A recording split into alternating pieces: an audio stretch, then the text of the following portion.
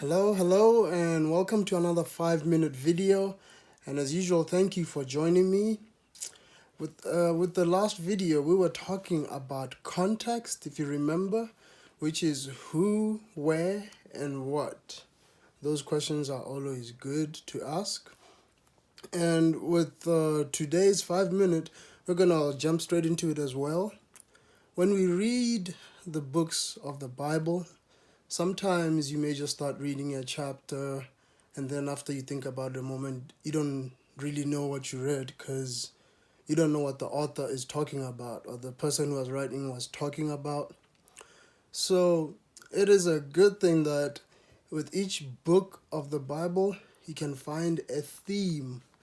You can find that this person was talking about, he was pushing to a certain point, which if you read through that book, keeping that point in mind, you can definitely come to a very good understanding of why someone said something in a certain chapter. For example, in the book of Matthew, uh, if you consider chapter 1, if you were to just read through the genealogy to any person, that would not make much sense, and it's probably for that reason many people do not like seeing genealogies in the Bible. But if we consider it again, I have a Bible here in my hands, and that genealogy is showing the lineage of Jesus through David. And since it is the lineage of Jesus through David, it shows that he has a right to be king. So the book is talking about the kingship of Jesus. And if you remember at his crucifixion, that's in about Matthew 27, around verse 11, Pilate did ask him, "Art thou the king of the Jews?" And he said, "Thou sayest," which is, yes, it is as you say. So each book of the Bible does have a theme, and you can even break that down to some of the chapters as well. He's dealing with a particular area. It's just like having a chapter which has a main heading, and then parts of the chapter have subsections. So the book would be that main. It would have a main heading, and then when you go through the chapters, they would have subheadings.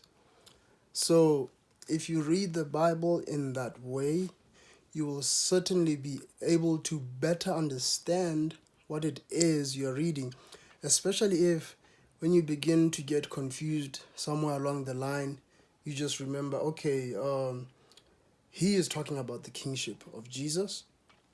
So what do all these names have to do with anything? And then if you look at the names, in fact, you can find a lot of these in the Old Testament. Uh, if you go back to those, you will see that these people were kings. They indeed were kings. And there was a promise made. In fact, the promise starts all the way back in the book of Genesis 3:15. And then a promise is made to David again in 2 Samuel chapter 7 verse 11. But there definitely is a theme with each book of the Bible. So for this video, if you will check the description, and I encourage you to always check the description, as I will always try to put something in there. I will put a link to something that will show us the theme per book of the Bible, so that we can have a good idea. In fact, I'm sure anybody, just almost anybody, can guess what Genesis gives as a theme. It is a book of beginnings, you guessed it. That is where everything begins. All through the Bible, in fact, we've been given a theme of what the entire Bible is about. See, it starts by telling us how God created man, how man sinned and fell from glory, and then we see subsequent things that men did, and the promise of God being fulfilled through people. But at the end of it all, it shows us that God has put into action a plan for the salvation of man. So In the short, you could say the Bible is about the salvation or God's plan for the salvation of man. So, with that in mind, themes are important, and we should always try to find a theme which we keep in mind as we read. Thank you for joining me.